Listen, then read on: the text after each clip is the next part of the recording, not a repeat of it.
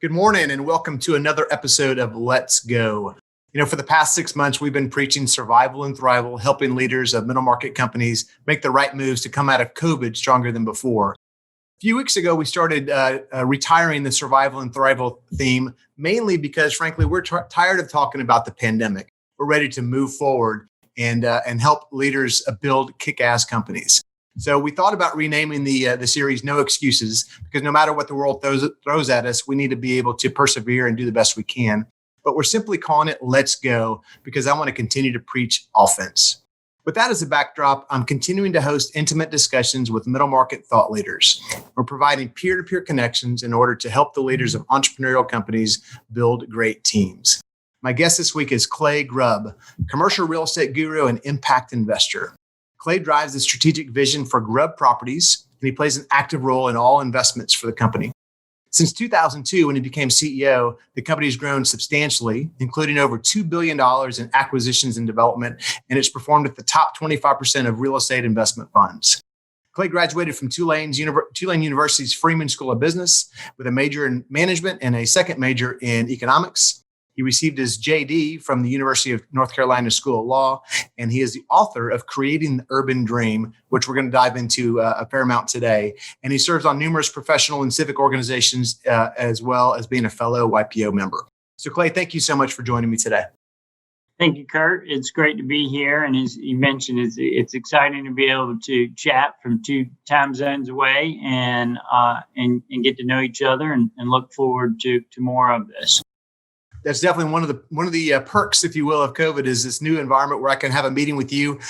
You're in North Carolina, I'm in Austin, Texas, and then after this, I've got a conference call in Asia. So it's a great way to fly around the world in a very virtual way. No, it is, and it's great because I've got a lot of friends in China and elsewhere, and it's great to be able to keep up with them. Awesome. Well, today we're going to be talking about a couple things. We'll talk about commercial real estate, being that you're a guru. We're going to talk about social impact investing, which is one thing that's very near and dear to my heart. And we're also going to talk on a related note about some solutions to affordable housing and really anything else that comes up for us today. So let's have some fun over the next 30 minutes. Clay, before we begin, I usually give a brief update from the front lines from the CEO forums that I've been hosting since March. And here's the update. It's kind of the same as last week. 2020 has been a crap show in so many ways, and I'm not going to go into the details of why. We all know the hurricanes and everything else that's happened in addition to the pandemic. But the reality is, it seems like we're learning to live with it. More and more I'm hearing from customers and clients and peers, no excuses, figure it out across the board. Coincidentally, it also feels like over the last 30 days, there's been a shift, a positive shift. It seems like people are either figuring it out and learning to deal with it, as I said before, or they're just over the shutdown and they're ready to get back to real life. So let's start with that. I call it macro discussion. You obviously have a lot of discussions with business leaders on a daily basis. What are you hearing from your peers in the business world about this momentum shift, and what are you experiencing? Well, I think there's no question that people are coming out of their shell and they're starting to get out and do more. But at the same time, there's still real fear out there. I mean, obviously the disease spreads quickly. We now have Donald Trump with it, and immediately, half a dozen or a dozen other folks, that came in contact with them. And so it's really it's a tough time as people try to figure out, how do we move forward, but how do we do so cautiously? And so, I think we're over the lockdown. There's no question the eye of the hurricane is past, going to your natural disaster analogy. But, now we're in the marathon. And the reality is more businesses actually go out of business coming out of recessions than when you're in recessions. So there's still a lot of pain that's going to go around, but there's also been a lot of reinvention. You're seeing it with young folks. You've got young folks everywhere now. And as I say, we're in a period where, a decade where you have the baby boomer who is urbanizing and has money and time. And then you've got the millennial who has ideas and energies, and they're spending a lot more time together than ever before. And they were doing that before the pandemic, and now they're forced in the same household.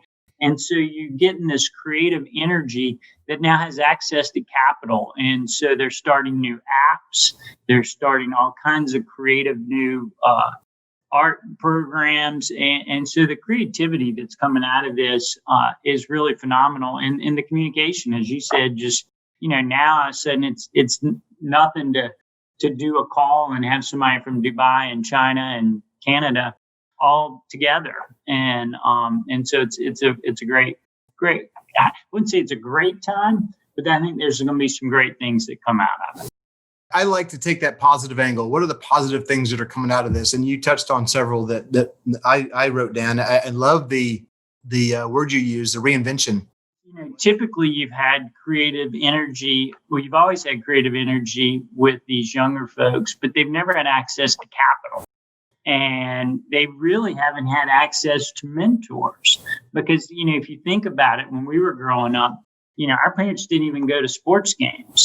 And so it was like, what they did in their world and what we did in our world was basically tied by your report card. Okay, did you get a good report card? And have the police called? And if you can check those two boxes, that's the extent of your communication. And the reality is I've had 2 college kids living with me for 7 straight months, having dinner virtually every night, having breakfast pretty regularly, having lunch pretty regularly, doing walks twice a day. And so there's a lot of knowledge transfer that goes on that otherwise you don't have. And, some of that's good and some of it's bad. And I think everybody's had their fill of it. And, my son's toughing it out now in an apartment at NC State, even though it's 100% online, because I think he'd had enough. And my daughter had decided not to go to school because she actually goes to school in Shanghai. And now she's like, look, I'm going anywhere in January. I don't care where it is. But we just heard actually this week that they're opening China back up for the students to get back in. So she's real excited about that. Nice. I was jealous of you there for a bit because my college kid who goes to WashU in St. Louis, he was home for a while, but he couldn't wait to get back to school. But so you brought me back to reality when you said your son wanted to get the hell out and go back to Raleigh. Exactly.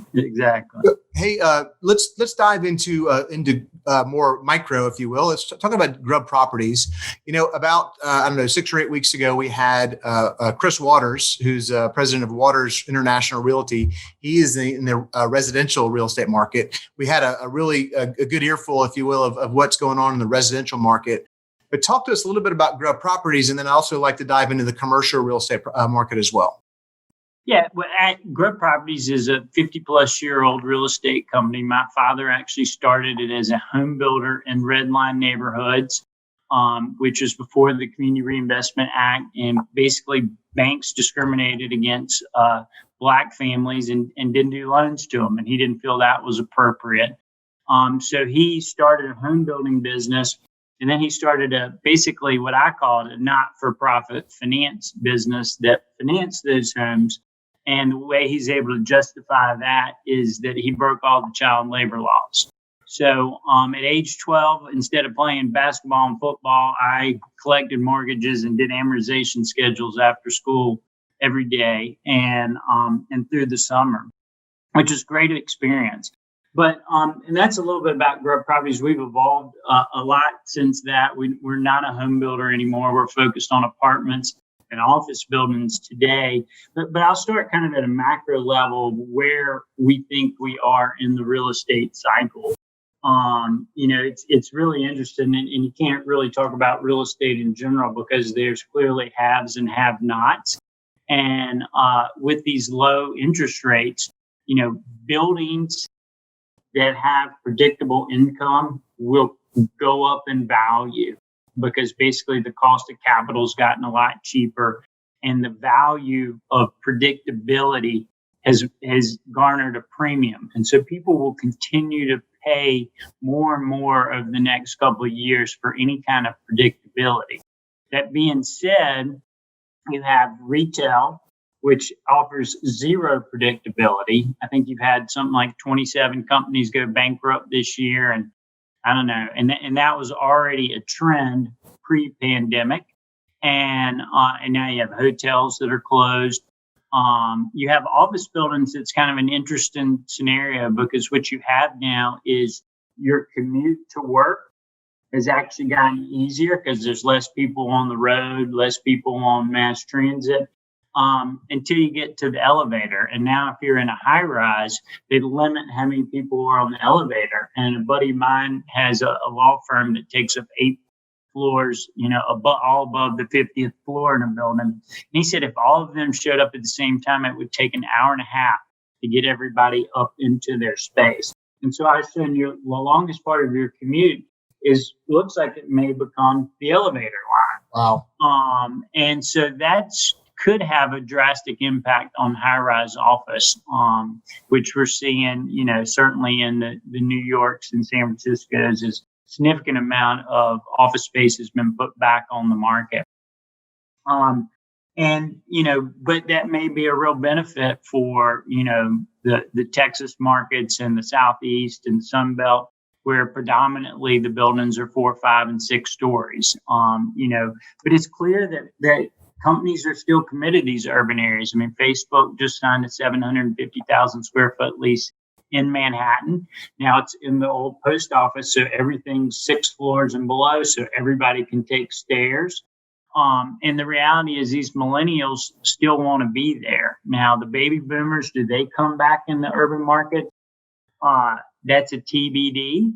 But I just did a 3-mile walk through Manhattan and probably passed 80,000 restaurant chairs on the street, and at least 60,000 of them were packed with young folks eating and drinking and tons of energy. Well, that's good to hear. That's interesting what you said about the elevators. It's an item that I didn't really think about.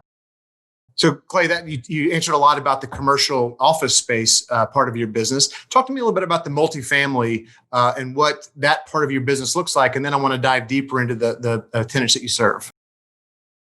So it's really interesting. I mean, multifamily is a strong business. It'll be interesting to see the delinquencies that happen as PPP starts to run out and unemployment starts to run out.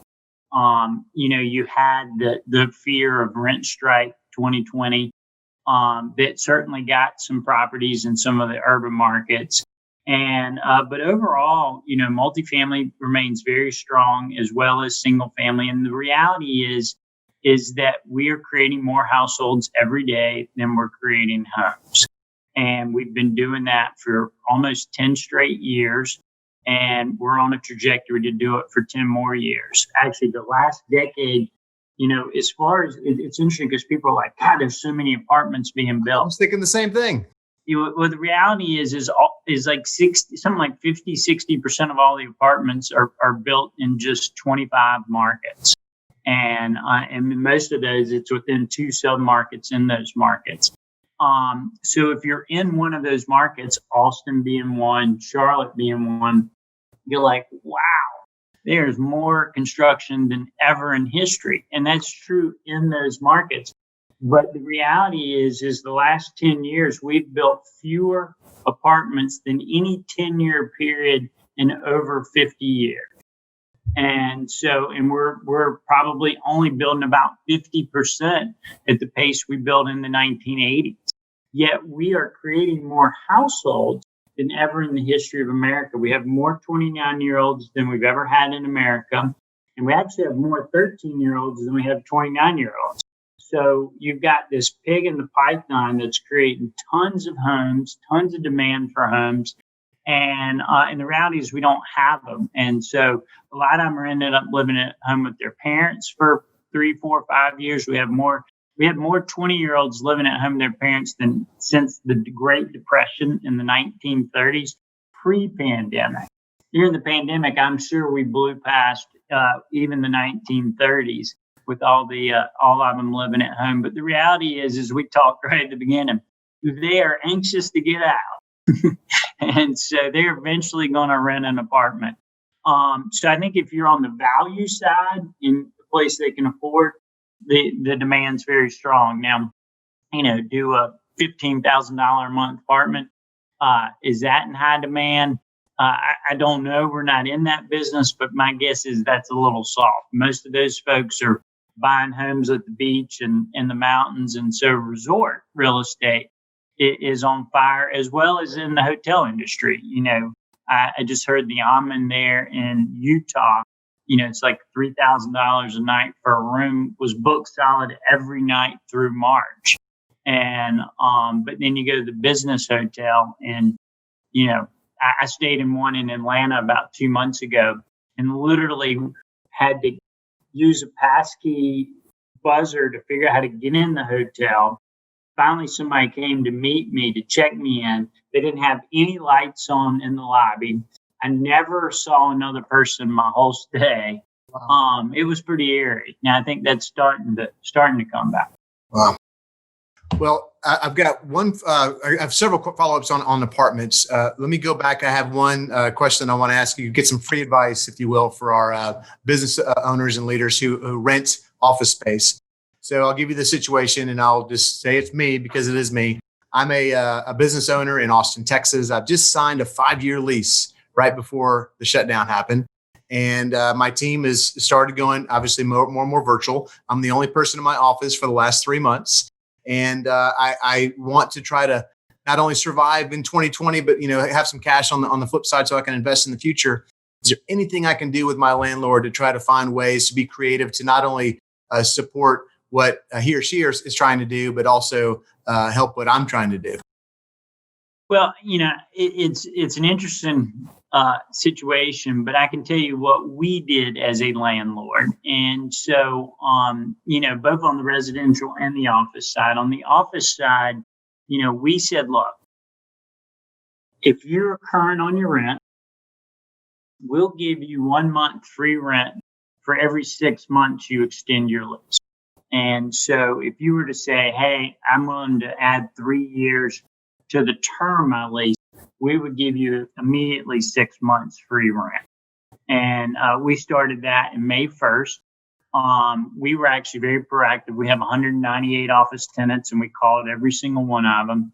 We had about 24 of us, 24 take us up on it. I would say, some folks took just 1 and 2 months. And some folks took 5 years and got 10 months. And, and that was kind of like, well, we weren't thinking about that. But, we had to do that. And I'm like, I guess that was the deal. We put it out there. And, and so it's but the landlords want predictability. So the key is proactive communication no matter what you do. We had a couple of situations where we said, okay, we'll just defer 1 month the rent for 6 months. And we did that with a tenant. And then lo and behold, they ended up doing much better than they thought. And they came in and paid us the rent in advance and said, hey, you were willing to work with us. We want to be a good tenant. So the key is proactive communication. Now, there are some landlords that just draw a hard line, and that's unfortunate. And there's others that are open to exploring options. And I think there's more and more every day that go to the latter. And we did the same on the multifamily. It was fear setting in. Are people going to pay rent in April? Headlines were, people, 1/3 of America doesn't pay rent. And so to be proactive, we just said, look, if you prepay April's rent, we'll give you a 10% discount. We had 3,200 families, 70% of our portfolio that then prepaid April's rent. And so we had cash in the bank, could make our mortgage. We actually moved all our vendors to fast pay because we felt like all of our competitors were going to move our vendors to slow pay because they were fearful. And we wanted to make sure our vendors stayed healthy. And then we realized the 30% that hadn't paid in April were probably the ones that needed it the most. And so we went to them and said, hey, if you just pay April's rent, we'll give you a 10% credit to May. And if you can show that 25% of your income was impacted or more in April, we'll give you 20% off in May. Well, you guys are a beacon of light for others to follow. So I appreciate what you guys are doing there. And obviously, you're creating longer term relationships with your tenants, and that's only going to benefit you. So it's paradoxically, you're doing good to help others, and it's ultimately going to help you as well. So I love the way you're paying it forward. Yeah, in fact, I would say, of the 25 or so leases we did, we actually added almost $20 million in predictable rental income for our future properties, which I think it will pay off. There you go. That's the nugget. You got what you paid for, everybody. Do good and you'll do good. So do good things. Hey, let's dive into affordable housing. Something Emily mentioned to me the other day that was surprising was the impact of the parking requirement on the challenges for affordable housing down the road. What does that mean? Help us understand what that means. So I constantly say, one of the number one enemies to affordable housing is the car. And the reality is, according to AAA, the average American spends like $9,700 a year just on their car. And that's just not sustainable. And so the reality is if you can give up your car, you not only save that money, but I save having to house your car, because one of the things that we don't talk about is the cost to house a car. And if you build a surface parking lot out in the suburbs, that can be, $2,500 a space. You build a parking deck that's, built up like Tinker Toys, they call it precast. You can do that for about $15,000 to $18,000 a space. You start to go under a building, you're like $35,000 a space. And we were involved in a project where it actually exceeded $50,000 a space. Now, that was a nice park above it on Tryon Street in downtown Charlotte. But the reality is housing parking is very expensive. So if I can build a 300-unit apartment community and don't have to provide parking, I can actually charge $250 a month less in rent because of the savings that I get just from not having to build that parking. Well, that's $3,000 a year on top of whatever they would cost to own that car. And so that's a big part of it. The other thing that's really frustrating is we've actually seen a real decline in the demand for parking spaces. Now, we're very proactive in we have retail cycle centers for the bikes in all of our properties. We try to be near greenways. We love being near transit stops. And it used to be that you would have 1.2 parking spaces per bedroom, kind of at the peak demand. Some would say 1.2 to 1.5 per unit. We are now down to 0.73 parking spaces at peak demand. And that is about for a 300 unit apartment community, that's over about 120 less parking spaces that we'd have to build. But the problem is you have lenders like HUD, who's one of the primary lenders for affordable housing. They use that 1.2 or maybe 1 now per bedroom metric. And the other thing is we do a lot of sharing of parking. So we have a 100,000 foot office building that needs a 350 space deck, and we have a 300 unit apartment community that needs a 350 space deck. That's 700 parking spaces. Well, that office user's there in the day, that multifamily user's there primarily at night. So we can do that with just 480 parking spaces because of that sharing. But then you have, government lenders that don't allow sharing of parking because it's too efficient. It saves money. It makes housing more affordable. I guess that's why they don't do it. But, I don't really understand the mindset that doesn't allow us to move forward and make housing more affordable. Well, that sounds, and I know you've got a book on part of that topic, so I want to touch on that for a bit too, but I want to make sure we have time for your impact investing. So let's talk about that for a minute. I know that you guys have, you work with some opportunity zones. You also have an impact investing fund. Can you tell me a little bit about that? Because that sounds super interesting. Yeah, so the opportunity zones, for those that don't know, basically Congress came, or in the new tax act, they allowed folks to reinvest capital gains into low-income census tracts and defer all of your gain until 2026. And then if whatever you make on that investment, if you've held it over 10 years, you can sell it tax-free. And so it's a really powerful tax incentive to invest in these low-income census tracts. Fortunately, 4 of our last 10 projects were in opportunity zones before the name had even surfaced. So we were very familiar with the space. We have one of the top attorneys on our staff that runs those funds. But what we realized is there was going to be a lot of abuse. In the west side of Charlotte, I had one person tell me about their neighbor sold their house for $20,000, and the person that bought it then sold it for $200,000, and the person that bought it for $200,000 was now selling it for over $300,000. So that original homeowner that had been there 30 years didn't benefit from what happened. So there was a lack of education of what was going on for folks in these neighborhoods, as you saw quick appreciation. And so knowing our background and also just knowing that, at some point, Congress is going to want to have accountability, we decided that in our opportunity funds, we would create a subsidiary impact fund. And we're now doing that in every fund we do, whether it's opportunity zone or not.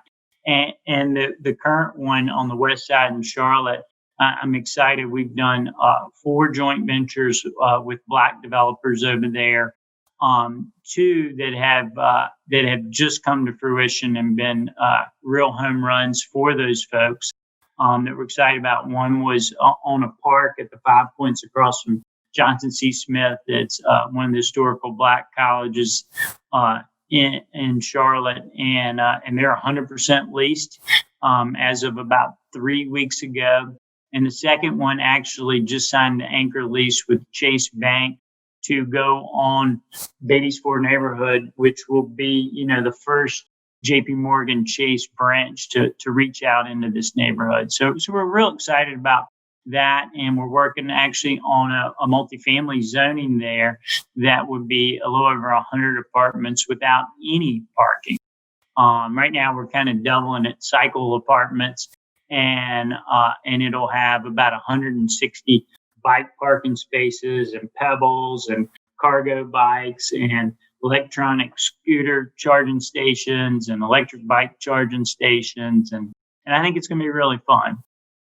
Well, that's really exciting for both the future of housing, as you said, but also the impact that you're having in a historically low income area, and a historically Black neighborhood. And you mentioned early on in our discussion about the concept of redlining that your father was against. And I think you're definitely a legacy of your father. And it sounds like you're doing really good work when it comes to providing both affordable housing, but also impacting in a positive way the Black community, both with tenants as well as developers, business people. And I'll say one other thing that we do that's unique that I don't know of any other company that does it, and I don't know why they don't all do it. But what we do is we actually, if you live in an apartment with us for over 5 years, we cap your rent at the CPI index.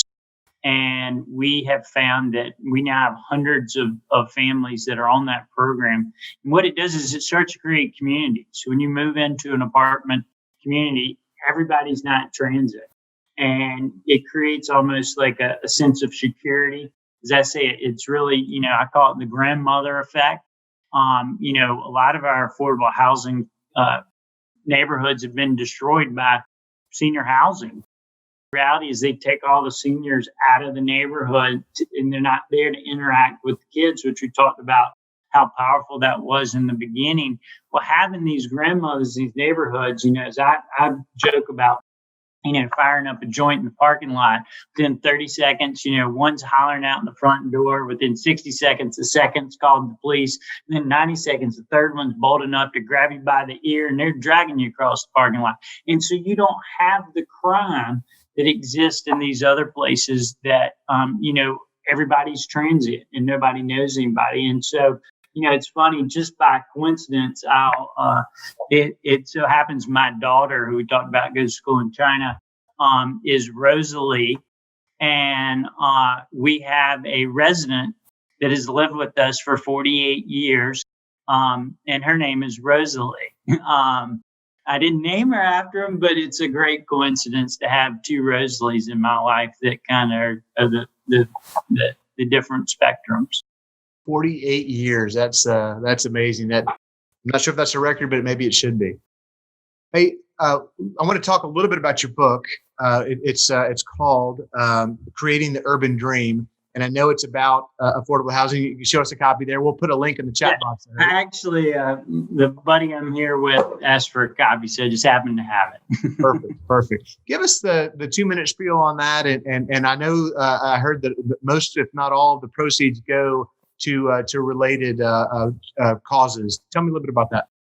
Yeah, so 100% of the proceeds go to Housing Matters, which is a program run by the Urban Institute up in DC. And the Urban Institute is one of the premier think tanks on economic mobility and social issues around the world. And Housing Matters is obviously a big component of it.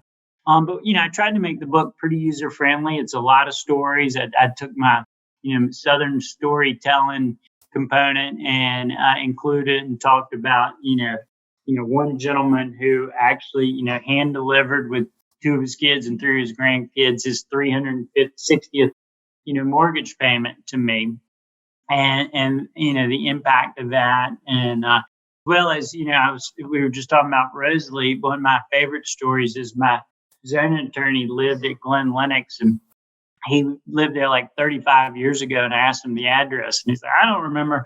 And finally, he's like, I think I lived at 11 Hamilton.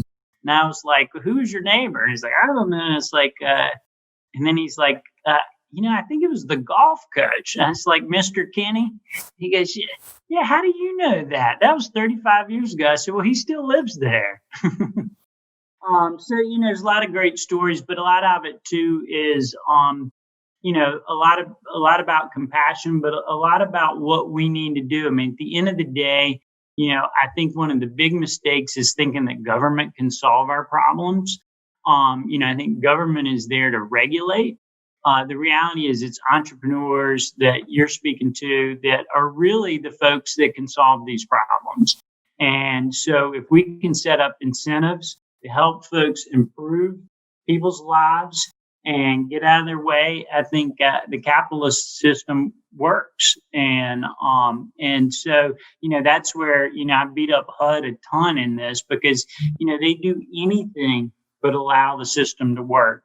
Just the HUD inspection. I was fined for one time having a string in a utility closet that was 3 inches too short. What inspector, is justifying, I don't know how. I think HUD's budget's $53 billion a year. And they do more to penalize folks trying to build affordable housing than they do to help them. Well, I like the fact that we'll use the phrase again, capitalism for good, to making money by doing good. That's the way I fully believe that. And that's my passion in my mantra as well. So I appreciate that. Hey, one other thing I wanted to ask you about when you talk about capitalism for good, the live music scene has been impacted substantially. I've got friends that are doing things to try to find ways to keep musicians and artists, in business. You guys are doing something. My words, maybe this is your words, the Live Venue Rescue Fund. Can you tell me a little bit about that? Because that sounds fascinating. Well, as I said, we're doing an impact component of all of our funds now. And so our Fund 7 that's in the process of being launched will have the Live Venue Rescue Fund as an impact component of it. And I'm happy to say that this week we're closing on our first live venue, Headliners, in Louisville, Kentucky. And it's a great 700-person venue with a couple of great operators. And the reality is all the venues in the country are shut down, and they really have no opportunity for revenue. I mean, like Exit in Nashville is doing a nice job streaming live music there. So bands love playing there, so they'll go set up, and they've got some great live feed. But the reality is that only goes so far. And so Dana Frank, who started the National Independent Venue Association to primarily focus on federal lobbying and the Save the Stages Act, is the CEO of First Avenue in Minneapolis. Her and I have gotten to be good friends, and she called me and said, "Hey, Clay, what do we do?" And I said, "Well, I know the real estate, you know the music. Let's go buy these venues. We'll set up a program where the operators don't have to pay any rent for 12 to 18 months. We'll provide them capital to renovate their spaces, upgrade their video feeds, and then they have a fair market lease with an option to purchase back. So once they're back open 18, 24 months, they got the option to buy their venue back. And if you look at it, the really great venues around the country are owner operated.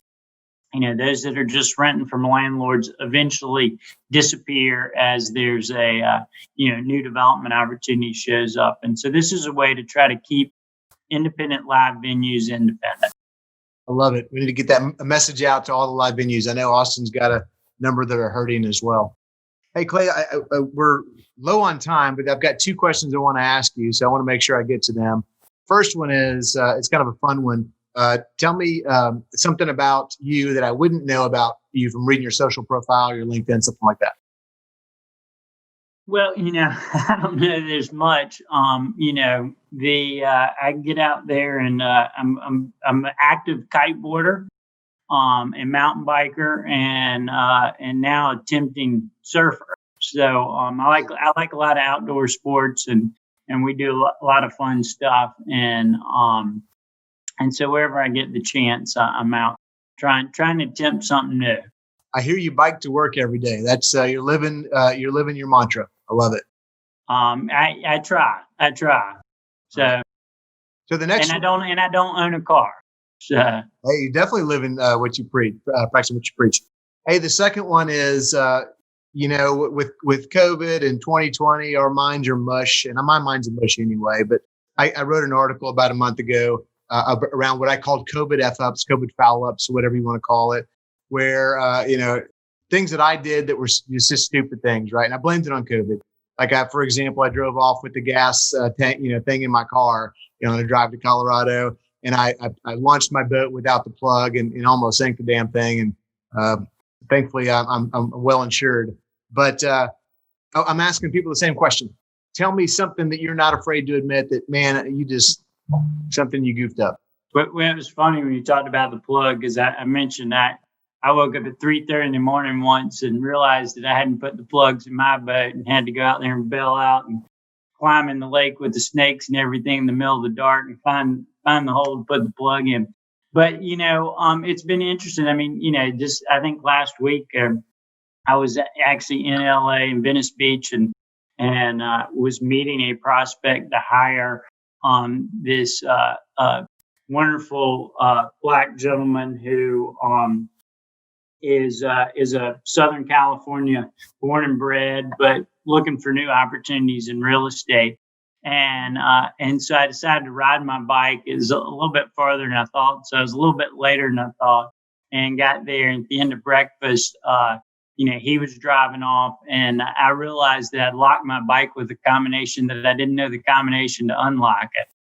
So he ended up having to drive me home, and I had to abandon my bike and get my wife to come get it later. But I'm happy to say that he has joined us as our new vice president of marketing for our Link Apartments. And so we're excited to have him relocate to North Carolina. And so despite all that, it's still, he wasn't too damaged from it. I love it. Your authenticity swayed him, and the story ends well. So good stuff. Hey, Clay, we're kind of out of time here. What is there anything else you'd like to add that you haven't shared with us that you would like to?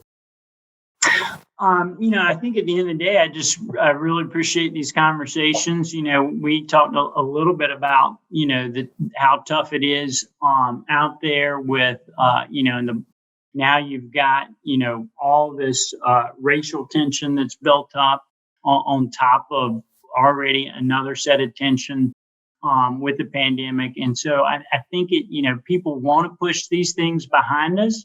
But the reality is, there's underlying issues that we need to get to. And so, that's where I think business trying to do good.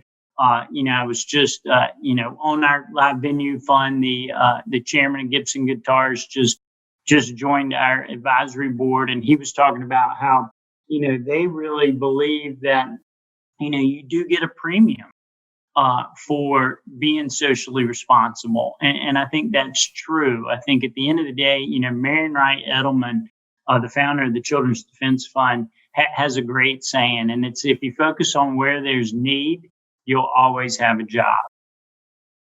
That's a powerful statement. And I think I love that you brought us back to race, because it is something that we need to shed light, and we need to have the discussions in an open and honest format.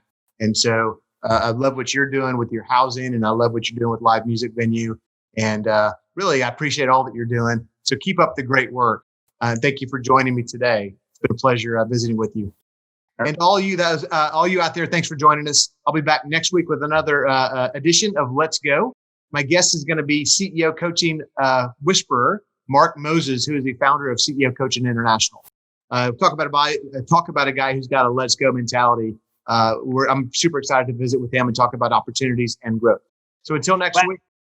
As I was saying, I think the Cars' big hit was "Let's Go," Rico Kasich. So you need to get that music and dub it in. I would, but no, cars aren't allowed anymore. What? Sorry, bad joke. My son would kill me for that joke. All right. Anyway, until next week, no excuses, and let's go.